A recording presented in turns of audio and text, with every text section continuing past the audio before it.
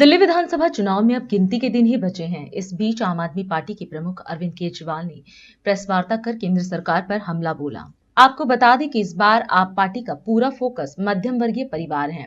केजरीवाल ने अपने संबोधन में मध्यम वर्ग को देश की असली महाशक्ति करार दिया और केंद्र सरकार से अपील की कि अगला बजट पूरी तरह से मध्यम वर्ग के लिए समर्पित किया जाए। आज मैं आपसे एक बहुत महत्वपूर्ण मुद्दे पे बात करना चाहता हूँ। आमतौर पे जब कोई नेता चुनाव के ठीक पहले किसी विषय पे चर्चा करता है या घोषणा करता है तो लोग कहते हैं वोट के लिए कर रहा है। कई वादे किए जाते हैं धर्म के नाम पे, कई वादे किए जाते हैं जाति के नाम पे, कई वादे समाज के निचले तबके के लिए किए जाते हैं और कई वादे कुछ चंद उद्योगपतियों के लिए किए जाते हैं। ये ऐसा क्यों करते हैं? क्योंकि बाकी पार्टियों ने धर्म और जाति के नाम पे अपने वोट बैंक बना रखे हैं और बड़े बड़े उद्योगपतियों को खुश करना होता है क्योंकि उनसे चंदा लेना होता है। तो ये एक तरह से बड़े उद्योगपति उनके नोट बैंक हैं और बाकी लोग उनके वोट बैंक हैं। इस वोट बैंक और नोट बैंक के बीच में एक बहुत बड़ा ऐसा वर्ग है जो पिस के रह गया है। वो ना इधर का है ना उधर का है और ये वर्ग है भारत का मिडिल क्लास। कोई भी पार्टी आज मिडिल क्लास के हित की बात करने को तैयार नहीं है। ऐसा क्यों है? आजाद भारत के 75 वर्ष में एक के बाद दूसरी पार्टी आई, एक सरकार के बाद दूसरी सरकार आई और इन सब लोगों ने मिडिल क्लास को दबा के, डरा के, निचोड़ के रखा हुआ है। मिडिल क्लास और सरकार का एक बड़ा अजीब रिश्ता है। मिडिल क्लास के लिए ये लोग कुछ करते तो नहीं है, लेकिन जब जब सरकार को इनकी जरूरत पड़ती है तब तब मिडिल क्लास के ऊपर सरकार हथियार चला देती है, चाकू चला देती है और ये हथियार है टैक्स।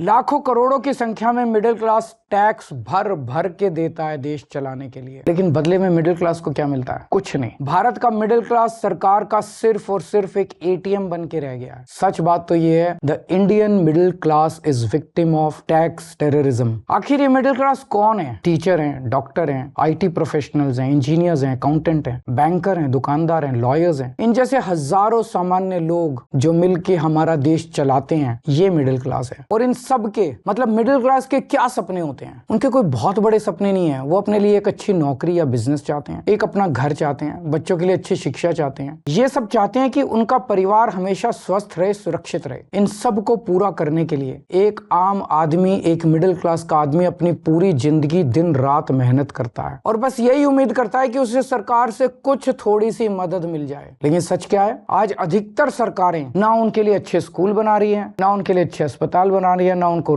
रोजगार दे पा रही है और ना उन्हें सुरक्षा दे पा रही है, ना क्राइम को कंट्रोल कर पा रही है। सच्चाई है कि इस वर्ग को सबसे ज्यादा हमारे देश में परेशान किया जाता है और कोई देश नहीं है जहां मिडिल क्लास को इतना परेशान किया जाता हो। आपको पता है, अगर एक मिडिल क्लास परिवार साल में 10-12 लाख रुपए कमाता है तो income tax, GST, toll tax, education cess, sales tax, property tax, corporate tax, service tax, registration tax, capital gain tax वगैरह वगैरह वगैरह, ये सारे टैक्स मिला के एक मिडिल क्लास की 50% से ज्यादा आमदनी केवल और केवल सरकार को टैक्स देने में चली जाती है। अब तो दूध पे भी टैक्स लगता है, दही पे भी टैक्स लगता है, पॉपकॉर्न पे भी टैक्स लगता है, यहाँ तक कि पूजा के सामान पे भी टैक्स भरना पड़ता है। घर लेना हो तो टैक्स, घर बेचना हो तो टैक्स, गाड़ी खरीदो तो टैक्स, गाड़ी बेचो तो टैक्स, बच्चों को अच्छी शिक्षा देनी हो तो पहले प्राइवेट स्कूल की महंगी फीस की मार और उसके ऊपर अच्छे कॉलेज भेजने के लिए एजुकेशन लोग और उसकी ईएमआई पे डबल मार। जीते जी टैक्स तो देना ही पड़ता है, लेकिन अब तो सरकार ने ऐसी हालत कर दिया कि मरने के बाद भी टैक्स देना पड़ता है। और इस टैक्स टेररिज्म के बीच मजाल की वो अपने सपने पूरे करने की कोशिश करे। सच्चाई ये है कि आज एक यंग मिडिल क्लास कपल, शादीशुदा कपल, उसके लिए फैमिली प्लानिंग